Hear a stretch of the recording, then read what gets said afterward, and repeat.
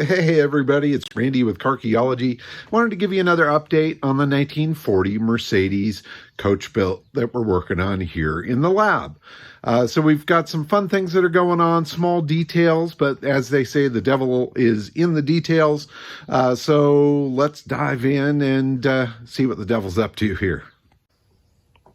The body trim on this car is all unique to this car. In fact, this is like a heavy brass. It's a solid piece underneath there that was crafted and chromed for the car. And as it comes up here to the cowl, there's a small piece that fits right there just above the semaphore turn signal. Now, on one side, we have the original piece that goes here on the driver's side, but on the passenger side, that was missing. So we had to get a little creative because you can't just go down to AutoZone and buy yourself trim for your coach-built Mercedes.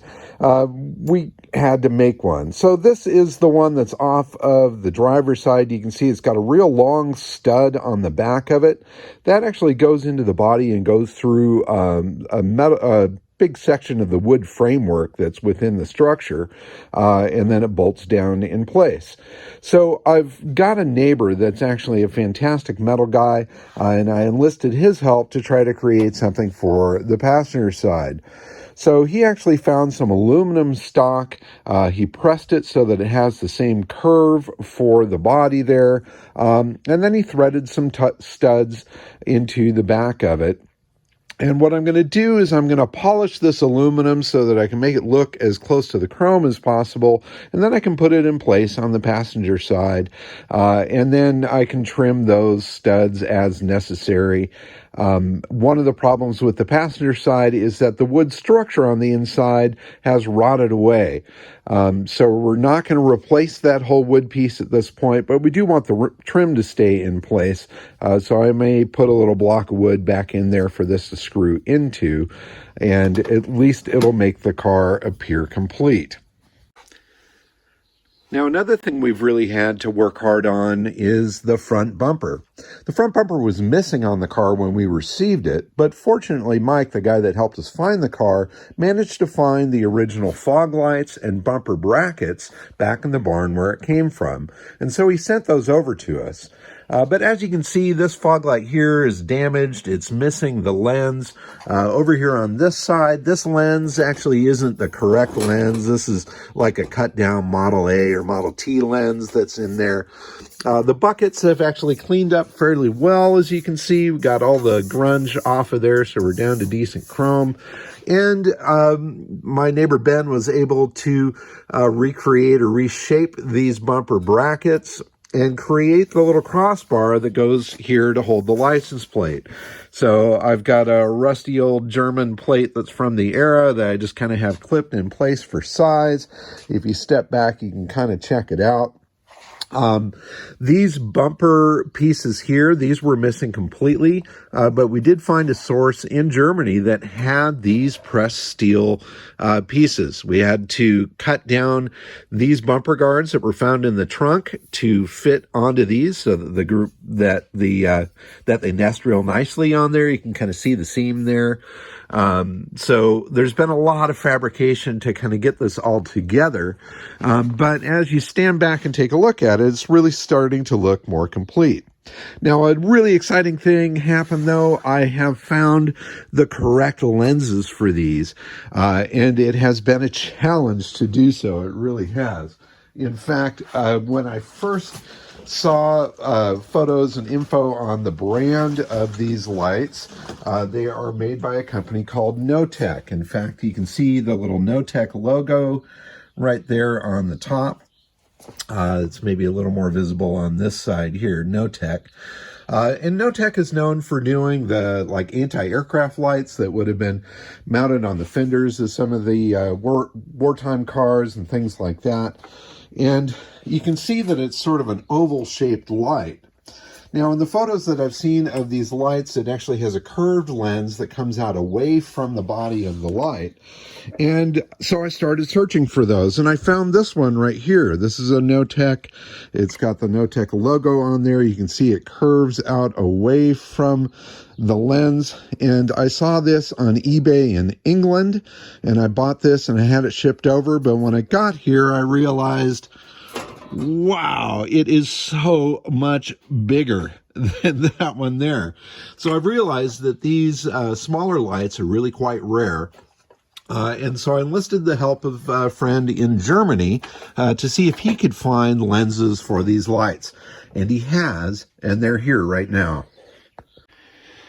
So I have the box here from Germany, and I'm going to pull this thing open and see what these lenses look like inside. So let's open this and see what we've got inside here. It's always like Christmas when something comes in the mail, especially when it's for one of the projects, and doubly so when it's something real special. So it looks like these are wrapped really nicely. Thank you so much to Daniel for finding these for me. Let's get this cut open. One more little cut. And see what we've got. Boy, he wrapped the heck out of these. That's awesome. It's good because they weren't cheap and they weren't easy to find. So I am looking forward to actually holding these in my hand. There we go. Awesome. Look at that. It's got a nice little curve to it. It's got the NoTech logo right on there. Let's walk this bad boy over here and see what that's going to look like on there. Rad.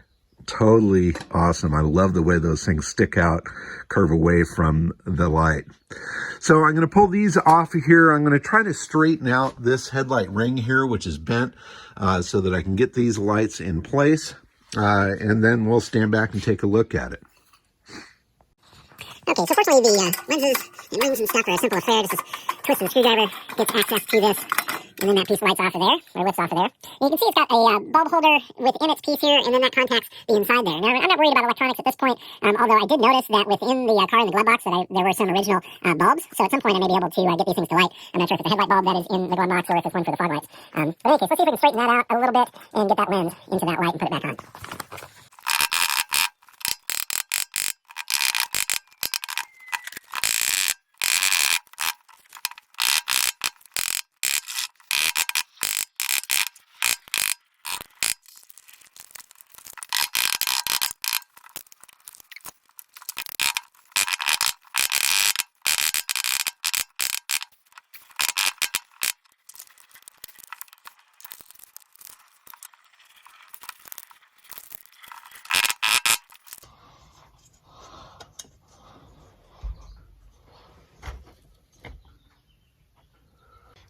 So the way that these things are put together, there's little spring clips in here. I'll pull one out. You can kind of see it right there.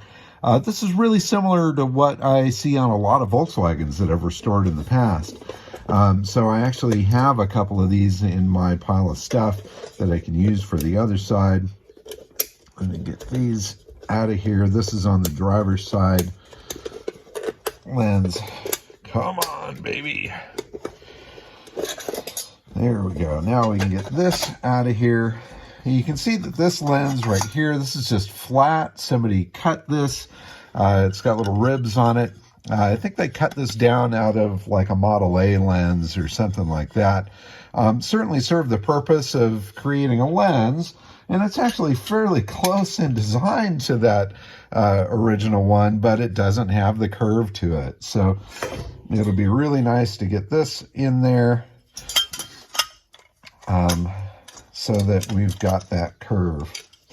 Now again, this one's just a little bent as well, so I might have to do a little bit of shaping to get this on there. But you get the idea when you see that curved spot there on top. It definitely gives the light a little more dimension. I think it's going to look really nice and match the headlights of the car very well. All right, so I've got this one put back together. You can see it is mounted in there and looking quite beautiful. Now, the one thing I noticed in looking at these lenses is that one of them has a little bit of a yellow tinge to it, where this other one is actually a little bit clearer. But fortunately, I'm looking at the lights there, and the reflector on this one is really quite bright, where this one is well, it's badly damaged. So I think when they're together, and with the ring around this, on the car, I think it'll end up kind of matching and looking pretty good. It actually gives a little bit of a yellow tint to this one, having that darkness in the background. So I might play around with that a little bit. I may be able to do something either with the reflector to make that match a little bit better, or something with the lens. But again, I'm not restoring the car at this point. I'm just trying to make it as complete as possible. It's still a barn find. It's still a rough and nasty car when you look at the quality of the finishes. But getting these right lights and lenses on there will at least complete the overall package. So if they're not exact, that's okay. And on my lens ring here, I've got it basically back into shape. Some of the damage there, I could certainly work that a little bit better, but at least it's back in shape, and I should be able to get it together and on the car. So let's get these things fitted back on here. A little hard to do this and hold the camera in one hand, but there it is in place. Now I can put the screw in, get that mounted up, and let's slip this other one on here as well. Awesome. Yeah, baby, those look fantastic with those lights on there. Again, I may do a little tinting to the one glass or something to the reflector there to get them to match just a little bit better. But overall, I am really, really, really, really digging that. A vast improvement over having no lenses and the one wrong lens. So super cool. And another project we've been working on is door handles for the Mercedes. So these are the front door handles, and this one has the original shaft on it. You can see it's a little twisted and torqued. The other one, however, was completely broken off. In fact, the rod had completely come out of it, and it had shattered the pop metal of the handle down in here along the way. So there was no way for me to get this door handle on there. So I brought the whole pile of it up to Ben and had him figure out a way to go after it. So together we decided it was probably best if we try to take out some of the original material within the handle and replace it with steel. And we did that while leaving the original lock cylinder in place, so visually it doesn't look like anything has been changed. The only modification that'll be visible at all was a little set screw that we did down here to hold all of this shaft within the handle. But unless you've watched this video or you're looking super close, you're not going to notice that that was the case. And this should be fully functional, if not a little bit stronger than the original. So now I'm going to try this out, see how this works. Might have to do a little modification here. I noticed that this one is a bit rounded out. That might be from use, or it might be by design. So I've got to fit this in there, see if that's going to work. These screw in through the lock cylinder and through the latch mechanism that's a part of the door, and then a nut holds it on the other side of the latch. So hopefully I can get this on there. I can get both doors to open and close with the handles. So let's give this a shot and see if it'll fit into here. Oh, okay, it looks like we have a little bit of a problem here because it's the angle of everything. Unfortunately, the angle of this shaft is not, it wants to go in crooked, which is going to cause the handle to hit the door. So let me try the original one as it was, see how that goes. And it fits in there, it works. Or does it work? Come on now. There we go. Need some lubrication. and it does not contact the door. So we've got a little work to do on that handle there. Got to re-aim that shaft, but I think we'll be good once it's all functional and we can get those doors to operate properly. I'm going to try it here on the passenger side as well. Goes in the hole just fine, but again, we're contacting the door here, which is no bueno. So I think if I can somehow bend that rod a little bit over to the right there, so that it sticks out the proper angle, we'll be good. So I may bring this back up to bend, or I might give a little whack at tweaking it myself. But it is going to work. It's just some minor adjustments. While I'm over here on this side of the car, I wanted to kind of check out and see how this trim piece is going to line up. I think that's going to be fantastic. The hardware so far, it looks like those threads are a bit too long, so I'm going to have to trim that down, get back in there behind there, and get this fitted properly. But it looks like the size is going to be good. It's going to line up nice, and I think once I polish that aluminum piece to give it some shine, it's going to blend in really well, especially with the chrome that's on the hood as well. So lots of progress with little details, door handles, fog-light lenses, the trim piece. I'm super excited about how those little details are coming together and helping the whole image of the car. It's now looking much more complete. Granted, wheels and hood are off of it at the moment, but I'm excited about it. So things in the future that I'm considering doing, obviously there's been some modification here. The original owner, or the previous owner, when he towed the car from New Mexico out to the Midwest, he had made a tow bar that mounted through here to the frame. And he cut this all up. It's crude cuts. I'd like to do some metal work here to get it back to the original shape, kind of work that in there. And then I might consider doing a little bit of paint blending on those areas where the paint has been ground off. I mean, this is bare metal here, frankly, and it's going to continue to rust. It's going to continue to deteriorate. And if I can do a proper job of a blend and then age it, it'll look like it was never done before. And so that's kind of the goal. You know, I don't want to paint that and have it look perfect and have the rest of the car look like crap. It's all going to have a very cohesive look to it. So I'm a little hesitant to dive into it, but I've got a friend that's fantastic with doing that patina look. I've seen him do rust repair and blending on stuff before, and I've been absolutely blown away with the results. So I'm going to talk to him, maybe get him out here to help. I'm pretty good at it, but he's much better. So that'll be an interesting process to cover when we get down to it. At the same time, I'll probably attack this area on the running board on the back end of the fender, where it had been ground down to bare metal as well. It'd be nice to blend that in, age that a little bit so that everything matches. And while I'm at it, maybe hit that spot where it's been sanded through to the primer. But it's a slippery slope.